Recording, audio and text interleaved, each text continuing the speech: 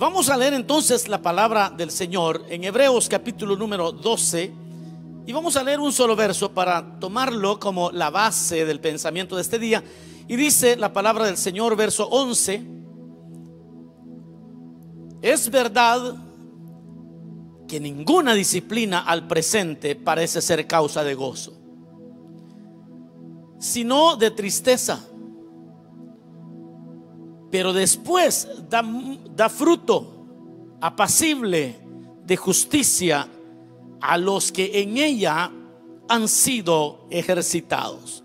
Una vez más, es verdad que ninguna disciplina al presente parece ser causa de gozo, sino de tristeza, pero después da fruto apacible de justicia a los que en ella han sido ejercitados. Tengan la bondad de sentarse si se puso de pie para leer la palabra. Y quisiera en esta oportunidad, mis amados hermanos, que pensáramos en un tema muy importante, y es la cosecha de los creyentes, la cosecha de los hijos de Dios. ¿Cómo es la cosecha de los hijos de Dios? Bueno, el ejemplo que aquí tenemos en el libro de Hebreos nos habla acerca de frutos apacibles de justicia que únicamente podrán recoger aquellos, dice Hebreos, que han sido ejercitados para esto. Es decir, que hay frutos que solamente podrán tomar aquellos que se ejercitaron y vivieron una vida cristiana, así como aquellos que van al gimnasio constantemente y que recogen un fruto de una mucho más saludable. Sus músculos están mejor definidos. De repente todo su sistema es mucho más saludable. Pero ese es un fruto que seguramente lo tienen únicamente los que son constantes en el ejercicio, en hacer cardio, en poder levantar un poco de pesas y hacer todo lo que en un gimnasio usted puede conseguir. Pero hay frutos que alguien puede ir al gimnasio una semana y desanimarse porque de repente dice: mire, yo no veo ningún cambio. Y esa es una idea muy común en la vida cristiana también. Hay personas que a veces un año han congregadose, han leído la Biblia, y fíjense que es curioso porque a veces uno tiene, imagínense que alguien se entregó al Señor y vivió 25 años perdido, vivió 30 años practicando una vida desordenada y tiene 30 años de una siembra pero horrible, y luego se convierte al Señor y empieza a sembrar una semilla diferente y empieza a hacer algo que después de un año, al no ver resultados, la gente se puede cansar y decir: bueno, es que realmente yo no veo que esto esté funcionando. Pues esa similitud que hay entre el ejercicio físico y el ejercicio espiritual es precisamente lo que aquí nos habla Hebreos en el capítulo 1, el verso 1, perdón, de este mismo capítulo. Es aquel capítulo donde el apóstol que escribió Hebreo dice que corramos la carrera. Hace poco estábamos hablando de cómo se corre esa carrera. Que corramos la carrera. Y aquí vuelve, es recurrente en la idea, y nos dice que la disciplina, entendiéndose este quehacer diario de buscar al Señor y de vivir haciendo lo correcto y haciendo lo justo, al presente muchas veces no es causa de gozo, sino de tristeza. Pensemos humanamente: ¿a quién le gusta levantarse a las 5 de la mañana e irse al gimnasio porque no le queda tiempo en otra hora? Claro, eso momentáneamente puede ser objeto de malestar. No me quiero levantar, y usted sabe, los que hemos intentado, creo que nos identificamos con el tema. Todos los años, en enero y febrero, toda la gente se inscribe en los gimnasios, pero allá por agosto solo la membresía está pagando y ya ni siquiera asiste. Pero yo sé que usted no es de esos, usted es de los que siempre asiste. Espiritualmente, esta es la idea que Hebreos nos da. Pero luego dice que si al presente las cosas parecen difíciles, pero después, dígale que tiene a su lado, pero después, dígale, pero después da fruto apacible de justicia. Pero eso está como guardado únicamente para los que han sido ejercitados en la disciplina. Ahora, una de las ideas universales que tiene la Biblia, hermanos, o que encontramos en la Biblia, es aquella que tiene que ver con la agricultura. Aquella idea que tiene que ver con lo que se siembra, lo que se cosecha. Es uno de los oficios más antiguos, porque fue lo que Dios le dio a Adán cuando lo creó. Le dijo que cultivase el huerto. Esa es una idea universal, todos la conocemos. Así que vamos a conectar bien en algunos ejemplos. Otro elemento que me gustaría mencionar es que todo lo natural tiene su origen en lo espiritual. Lo espiritual es primero y luego es lo natural. Es decir, que si hay algo natural, primero tenemos que entenderlo espiritualmente para poder saber de que si es natural, ya existe en lo espiritual. Como cualquier otra cosa, este púlpito, este podium, primero fue espiritual, es decir, primero estuvo en la mente de alguien, luego lo dibujó, tomó las medidas, cortó y luego pegó las piezas y ahora es lo natural. Pues así es con todas las cosas.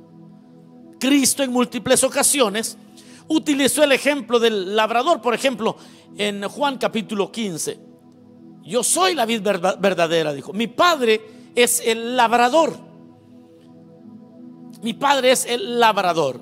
¿Y qué hace el labrador? El labrador prepara la tierra. El labrador hace una tarea.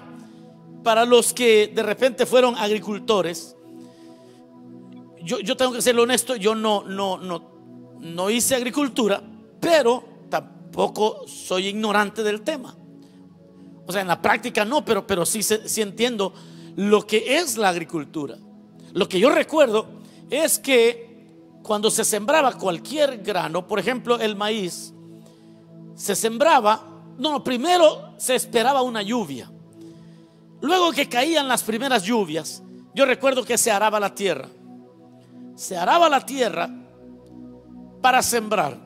Se sembraba la semilla y luego, no recuerdo todo el proceso, pero se tenía que estar limpiando constantemente. Había que quitarle las malas hierbas y estarlo limpiando hasta que crecían y había que cortar el maíz.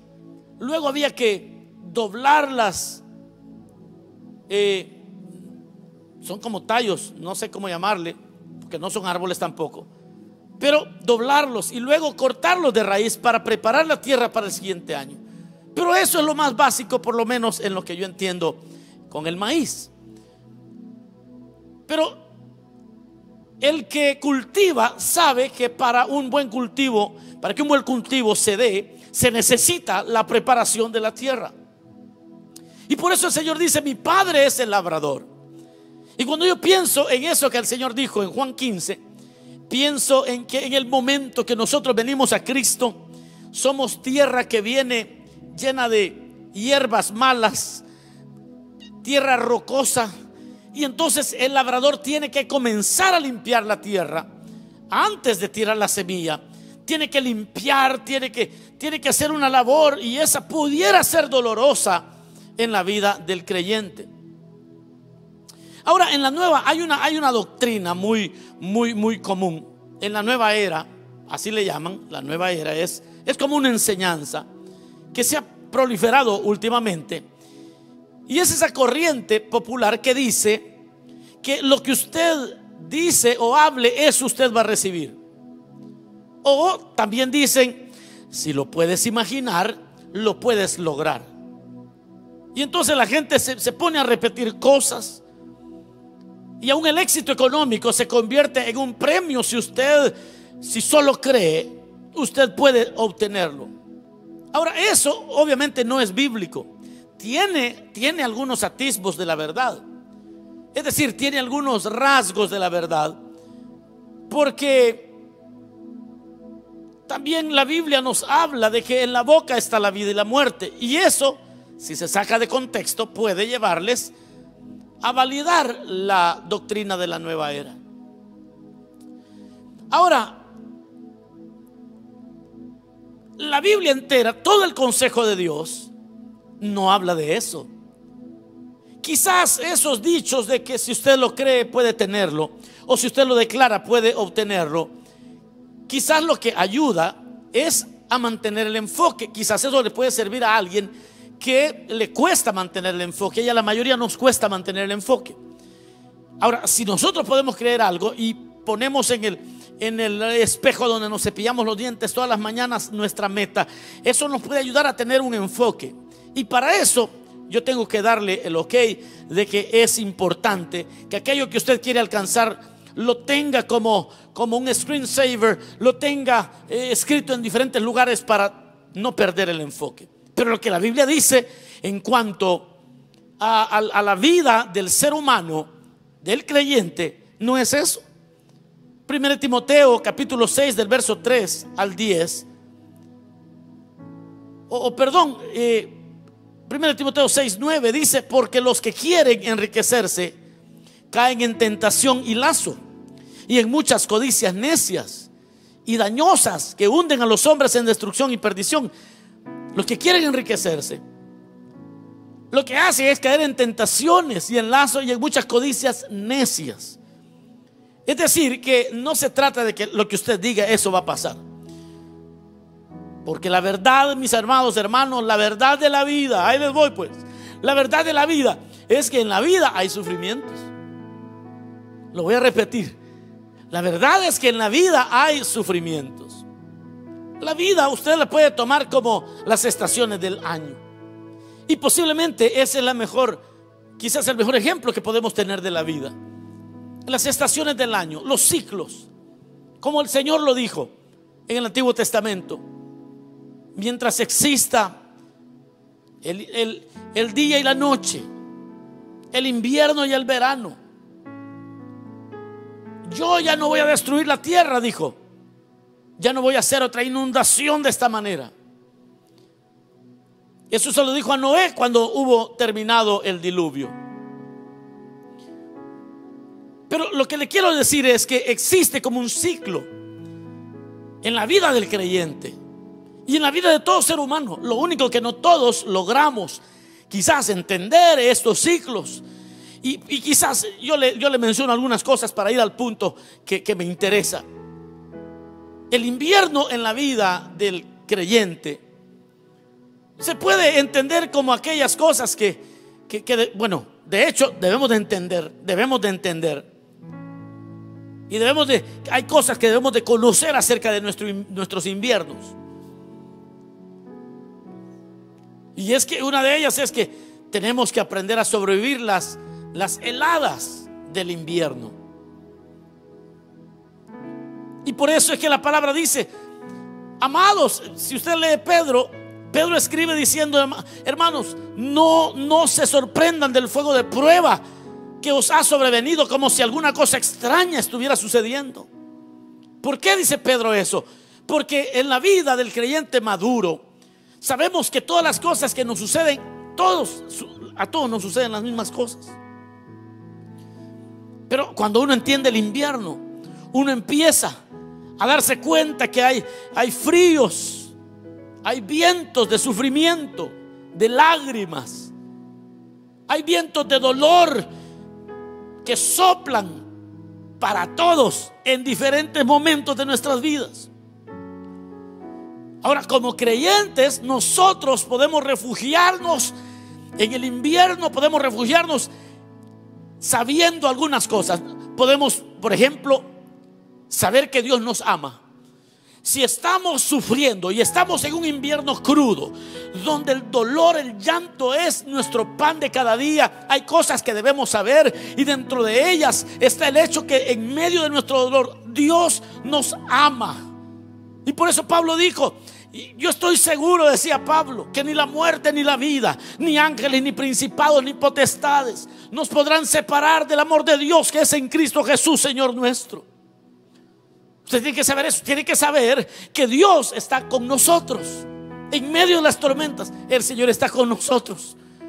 Cuando sea tu invierno, estas son cosas que tienes que tener presentes para los que están viviendo su invierno, para los que están viviendo momentos difíciles. Deben de saber que Dios está ahí con usted. Hebreos 13:5 dice: sean vuestras costumbres sin avaricias, contentos con lo que tenéis ahora, porque Él dijo: no te dejaré ni te desampararé. Esta es la segunda cosa que hay que saber. O sea, hay algunas cosas que hay que saber cuando está en el invierno, cuando es el tiempo de llorar, cuando es el tiempo donde el dolor, la tristeza está sobre nosotros. Tenemos que saber que Dios nos ama. Tenemos que saber que el Señor está con nosotros. Tenemos que saber que Dios entiende nuestras debilidades. Tenemos que saber que a Dios le interesan nuestras luchas, que Dios controla nuestras circunstancias. Tenemos que saber. Daniel, en el capítulo 2 de Daniel, verso 20 y 23, habla de cómo dijo Daniel: sea bendito el nombre de Dios de los siglos, porque suyos son el poder y la sabiduría. Él muda los tiempos y las edades, quita reyes y pone reyes, da la sabiduría a los sabios y a la ciencia a los entendidos. Él revela lo profundo. Es decir, mire, hermano, lo que Daniel decía, que en medio de nuestras tormentas, en nuestro invierno, necesitamos saber que Dios nos ama, que Él está con nosotros, que Él se interesa en nuestras luchas, que Dios controla nuestras circunstancias, que Dios es digno de confianza, que Dios incrementa su provisión sobre nosotros. Eso dice la Biblia. Aquel que es poderoso, decía Pablo, para hacer todas las cosas mucho más abundantemente de lo que pedimos o entendemos, según el poder que actúa en nosotros. Es decir, que Pablo sabía que Él, en medio de nuestras tormentas, incrementa su provisión. Otra cosa que debe saber cuando usted esté pasando por esos inviernos donde su llanto es en la mañana, al mediodía y en la noche, es que Dios ya te redimió de los pecados de tu juventud, que Dios ya te redimió de tus pecados y de tus errores pasados, que ya Dios nos ha redimido de los errores, de todos nuestros errores, de nuestros errores. Romanos 8:37 dice: antes en todas estas cosas somos más que vencedores por medio de aquel que nos amó. Ya nos redimió. Hay que pagar algunas cuentas, obviamente. Hay cosas que hay que vivirlas, porque venimos heridos por el pecado y tenemos que experimentarlas. Pero ya estamos redimidos, ya no estamos pagando cuentas, ya Dios nos está vengando. Toda la venganza cayó sobre Jesucristo, nuestro amado y bendito Salvador. Si usted puede dar gloria a Dios, hágalo. Hay cosas en su invierno. Tiene que saber que Dios tiene el futuro en sus manos. Que Dios tiene el futuro en sus manos. Su futuro está en las manos del Señor. En tu tormenta, en tu invierno, tienes que saber todo esto. Pero luego viene la primavera. Pero antes de la primavera, ¿qué se hace? ¿Qué hacemos? ¿Qué hace un agricultor sabio cuando las cosas van mal? Fíjense que el agricultor, cuando se acerca el tiempo de la siembra, a veces ya no tiene grano, ya se quedó sin nada, no tienen más. Y lo único que tiene es el grano que va a sembrar. El agricultor se lo puede comer y calmar el hambre de su familia por una semana. O soporta un poco más para poder sembrar y tener una cosecha. Todo agricultor que es sabio prepara la tierra, cuidadosamente la prepara antes de sembrar, antes de la primavera. Y lo hace cuando más necesidad tiene. Y esto es lo que yo quiero que usted entienda, porque dice Hebreos, esto de que la disciplina como cuesta, pero al presente cuesta, pero dice, pero da muchos frutos, y da frutos apacibles, buenos, a los que están ejercitados, a los que ya entienden su tormenta, los que entienden dónde están y qué se hace cuando uno está sufriendo. Uno, cuando interpreta bien lo que Dios está haciendo en uno, uno tiene que preparar la tierra, pues. Y tiene que en ese tiempo de la primavera, cuando hay que hacer la siembra. Porque quizás en el tiempo del dolor Dios ha estado preparando la tierra de tu corazón por medio de pruebas y el sufrimiento. Y quizás usted puede sembrar las semillas de la madurez al elegir responder con actitudes correctas. Esas son como semillas que usted siembra. Son como semillas que cuando le está doliendo, cuando está sufriendo, cuando nadie se acuerda de usted, usted se determina a no amargarse. Voy a sembrar semillas. En medio del dolor y de la necesidad voy a sembrar semillas. ¿Y qué semillas se siembran? Bueno, usted puede sembrar la semilla de la gratitud. Usted puede comenzar a agradecerle al Señor por todo lo que el Señor está haciendo en su vida. Como dice Tesalonicenses 5:18, primera de Tesalonicenses: dad gracias en todo, porque esta es la voluntad de Dios para con nosotros en Cristo Jesús. Usted puede sembrar la semilla del agradecimiento. Usted puede sembrar la semilla del gozo. Regocijaos en el Señor siempre. Y usted está sembrando, y en medio de su tristeza está sembrando. Así como hacía Pablo le escribe a los Romanos en el capítulo 5 verso 3, dice: y no solo esto, sino que también nos gloriamos en las tribulaciones, sabiendo que las tribulaciones producen paciencia. Te siembra gozo. Otra de las cosas importantes para sembrar en ese tiempo difícil es la confesión. Es tiempo de examinarnos, es tiempo de confesar nuestras faltas. Mira, hermano, que cuando uno está quebrantado hasta confiesa las que no ha hecho. Pero esa es la persona que está madurando, esa es la persona que está sembrando bien. Puede sembrar semillas de humildad, porque a veces somos arrogantes. Cuando todo está bien somos arrogantes, y cuando estamos llenos de salud somos arrogantes, y cuando nos va bien económicamente podemos ser arrogantes. No me diga que no, porque todo mortal es tentado a sentirse arrogante. Y cuando la tormenta llega, es bueno sembrar semillas de humildad y darle gracias a Dios por todo lo que está sucediendo. Y usted tiene que saber que Dios al final le va a dar gracia a los que tienen corazones quebrantados, los llena de gracia. El Señor le dijo a Pablo: bástate mi gracia en medio de su dificultad. Usted puede sembrar sabiduría, es decir, cuando usted comienza en su dolor a leer más y más la palabra, más y más la palabra, más y más la palabra. ¿Qué está haciendo? Sembrando palabra, sabiduría. Usted puede orar más. Esas son semillas que en el dolor, así como David, que cuando fue perseguido escribió los mejores salmos. Ay, hermano, sí, David cuando andaba siendo perseguido fue cuando más se santificó y sembró semillas que le duraron en todo su reinado. Usted puede sembrar resistencia y mantenerse fiel, encomendándose al Señor, que el Señor juzgará justamente, y aguantar el momento difícil. Usted puede sembrar obediencia, usted puede sembrar confianza, usted puede sembrar dependencia de Dios, puede sembrar alabanza a Dios, usted puede sembrar, ¿sabe qué? Lo más importante en el momento de la dificultad es esas semillas que usted está sembrando.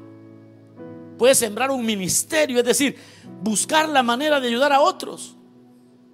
Como dijo Pablo, buscar consolar a otros como Dios le consuela a usted en medio de su dolor. Luego viene otra etapa, que es la etapa del verano, y es cuando se vive el resplandor de la provisión de Dios. Estoy hablando de una provisión espiritual, pero esto va a dar un resultado que ahorita voy rápido, porque hay momentos, mis amados hermanos, cuando las pruebas realmente y todas las tribulaciones y todo está soplando sobre la vida del creyente. Ahora, ¿cómo respondemos? Hay personas que entran en un pánico buscando soluciones y buscan soluciones alocadas, cuando lo que debemos de hacer más bien es reconocer que las pruebas en nuestra vida, muchas veces Dios nos está hablando y Dios está tratando de comunicarse con nosotros. Y quizás la tendencia más común sea negar los hechos, culpar a los demás. Bueno, algunos se hunden en la autocompasión. Solo a mí me pasa esto, yo no sé qué estoy pagando y cosas por el estilo. Ahora, si usted en el momento de la dificultad, sin importar el pronóstico del tiempo, no importa cómo esté el día, usted tiene presente que Cristo vive en usted y que Cristo le da el poder para vivir por encima de los vientos, de las tempestades y de cualquier adversidad. Entonces usted aprende a caminar y va sembrando y sigue sembrando y se llena la mente de una provisión espiritual. Diga conmigo, provisión espiritual. Porque la provisión espiritual es lo que le ayuda en esta siembra, porque ya va a tener una cosecha, le cuento. Ahorita voy a ir a la cosecha. Ya vamos a tener una cosecha. Todos los que nos hemos, ¿qué le puedo decir? Ejercitados en esto, y somos ejercitados en el dolor, en las tristezas. Viene la cosecha, se los profetizo, viene cosecha. Hay verdades bíblicas que usted debe saber también. Usted debe saber con certeza que su vida está rendida al Señor Jesucristo, que usted es hijo de Dios. Mirad cuál amor nos ha dado el Padre, que seamos hechos hijos de Dios. Por eso el mundo no nos conoce, porque no le conoció a Él, dice la palabra. O sea, usted tiene que armarse de estos pensamientos. Tiene que saber que su yo del pasado, el hombre viejo, ya fue crucificado con Cristo, y que usted está muerto a los caminos pecaminosos. Dice la palabra, sabiendo esto, que nuestro viejo hombre fue crucificado juntamente con Él. Eso dice la palabra. Debe de saber, usted debe de armarse y debe de saber que usted ya ha sido separado del poder del pecado. Y la Biblia dice, el pecado ya no se enseñoreará más de ustedes. Su pecado ya no le controla a usted. Usted debe saber que hay poder en la palabra de Dios. Tiene que memorizar la palabra de Dios. Usted tiene que saber que el Espíritu de Cristo vive en usted. Tiene que saber que usted puede enfrentar las aflicciones desde una posición de victoria, porque somos más que vencedores. Y la Biblia dice, y juntamente con Él nos resucitó y asimismo nos hizo sentar en lugares celestiales con Cristo Jesús. Habla de que somos más que vencedores. Necesitamos saber que usted es un instrumento. Usted es un instrumento de la justicia de Dios, y todo lo que Dios haga en medio de su dolor es un instrumento para glorificar el nombre del Señor. Usted debe saberlo en medio de toda circunstancia. Usted debe saber que usted vive en la presencia del Señor. Tiene que estar convencido, soy un hijo, y como hijo de Dios soy guiado por el Espíritu Santo. Ahora, esas personas, esos creyentes, siempre llega un momento donde tienen que recoger la cosecha. Y la cosecha que el creyente recoge, cuando llegamos al momento de recoger la cosecha de las promesas de Dios, es lo que dice Hebreos. Es verdad que ninguna disciplina al presente parece ser causa de gozo, sino de tristeza, pero después da fruto apacible de justicia a los que en ella han sido ejercitados. Porque cuando nosotros respondemos correctamente a las pruebas que experimentamos, obtenemos una ganancia que la Biblia nos habla. Y en la medida en que usted le permite al Señor, y en la medida que usted y yo le permitimos al Señor que vaya quitando las hierbas que no van edificándonos, y quitando las piedras, y quitando todo lo que no logra hacer que usted crezca bien en el Señor. Y cuando usted permite al Señor que vaya limpiándolo y que lo vaya preparando, y que lo vaya, así como dice la Biblia en el capítulo 15 de Juan: yo soy la vid verdadera, mi Padre es el labrador, y todo pámpano que en mí no lleva fruto será cortado, pero el que llegue de fruto será limpiado, para que luego lleve más fruto. Y ahí el Señor, si usted permite que el maestro labrador trabaje en su tierra, en esa tierra rocosa, en esa tierra improductiva que tiene su vida, si usted permite que el Señor y su palabra trabajen en usted, ay, hermano, usted va a cosechar paciencia, usted va a cosechar madurez. Y al madurar, usted entonces va a ver los problemas de otra manera, y usted va a ver que esas son las evidencias de las promesas de Dios de producir la imagen de Cristo en usted. Y usted se va a dar cuenta que los problemas son como el yunque de Dios para producir la imagen de Cristo en nosotros, que es el taller del maestro, donde el Señor nos mete para poder. Los problemas pareciera que son todas las herramientas que Dios usa. El taller del maestro es como todas las herramientas que Dios usa para hacernos a la imagen del Hijo de Dios. Y cuando usted responde correctamente a las pruebas, entonces produce una cosecha gloriosa. Mire las cosas que produce. Número uno, produce una mejor comprensión de la vida. Aleluya. Write that down. Esa es la cosecha del creyente. Cuando usted llega a un momento donde comprende mejor la vida. Número dos, usted, cuando responde correctamente a las pruebas, logra ver objetivamente y con discernimiento los eventos diarios. Puede explicarlos de una manera mucho más correcta, objetiva.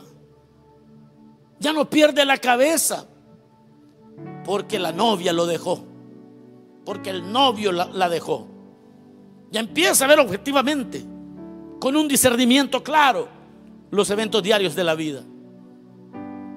Cuando usted responde y cuando usted es, como dice Hebreos, ejercitado en la disciplina del Señor, logra tener la capacidad de discernimiento entre el bien y el mal.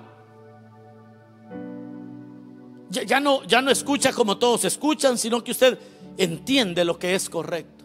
Claro, quizás usted va a decir: sí, pues claro, ya me di en los dientes un montón de veces. Yo no estoy hablando de eso. Estoy hablando de aquella tormenta que usted vivió y buscó más del Señor, y estuvo leyendo más la palabra, y estuvo viviendo de la mano de Dios, y supo responder apropiadamente. El fruto apacible de justicia es solamente para los que han sido ejercitados. El semblante, mire hermano, es que el semblante más brillante que usted va a tener frente a las dificultades va a ser evidente, hombre. Y la gente dice: quizás a fulano no le duele, quizás a fulano yo lo veo siempre bien campeón. No es que esté bien campeón, sí le duele. Lo que sucede que él ya tiene frutos, y el fruto es que ya tiene un semblante más brillante cuando vienen las pruebas, que ya tiene una capacidad para vivir por encima del estrés diario. Claro, está ejercitado, viene en momentos difíciles y ya tiene la capacidad para vivir por encima. Aleluya. Esa es la cosecha de los hijos de Dios. Esa es la cosecha, mis amados hermanos, que viene muy pronto para aquellos que se metieron con Dios en medio de las situaciones adversas. Llegan a tener una comprensión más profunda de los demás. Sí, porque somos crueles. Cuando todo va bien somos crueles y juzgamos a las personas desde nuestras fortalezas. Pero después de los tratos de Dios empezamos a tratar a las personas desde nuestras debilidades, y ahí nos volvemos compasivos. Y entonces viene una comprensión mucho más profunda de las demás personas. Esa es la cosecha de los hijos de Dios. usted llega a tener un punto de vista bíblico para tomar decisiones difíciles. Ya sabe qué es lo que la Biblia dice, claro. ¿Y dónde se lo aprendió? En las grandes aflicciones que tuvo, hermano. ¿Y dónde aprendió a tener ese criterio bíblico? En las grandes lloradas que se daba y ya no aguantaba y se tiraba de rodillas y leía la palabra. De ahí es que en ese momento usted estaba sembrando una semilla, en medio de su dificultad, sembrando una semilla. Uy, pero cuando comienza a dar fruto, esto es una maravilla. Y el fruto del creyente ahora tiene un semblante, ante las dificultades, un semblante que brilla. Ahora sabe discernir entre el bien y el mal. Ahora tiene una comprensión de la vida. Ahora tiene una comprensión más profunda de los demás. Tiene un punto de vista bíblico para tomar decisiones. Y tiene un corazón sensible al llamado de Dios. Y tiene un corazón para el llamamiento celestial. Y ese es el otoño del creyente. Así como Thanksgiving, de los primeros frutos. Esta es la verdadera cosecha de los hijos de Dios.